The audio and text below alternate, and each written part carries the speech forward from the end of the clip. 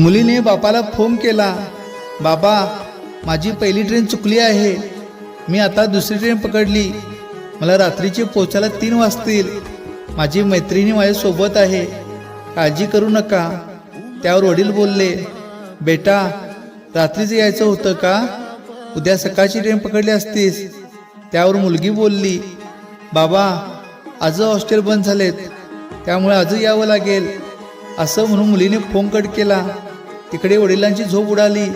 वडील रातभर हर 2 मिनिटाला फोन करून खात्री करत राहिला आणि रात्री 2 वाजता जाऊन स्टेशनवरती पोचला. 3 वाजले, ट्रेन आली आणि मुलगी सुखरूप उतरली. तेव्हा कुठं त्या बापा जीवात जीव आला. मग आता विचार करा, ज्या मुलीच्या बापांना आपली मुलगी सुखरूप घरी पोहोचेपर्यंत झोप लागत नाही, जर त्याच मुलीने अनोळखी व्यक्तीसोबत पळून जाण्याचा निर्णय घेतला, तेव्हा त्यावेळेस त्या वडिलांची काय अवस्था होईल. काही वडील ह्या धक्क्याने मरून जातील आणि जे जगतात ना ते रोज रोज मरत असतात. म्हणून मुलीनो, आयुष्यभरासाठी पश्चाताप करणारा निर्णय आणि टोकाचे पाऊल कधी उचलू नका.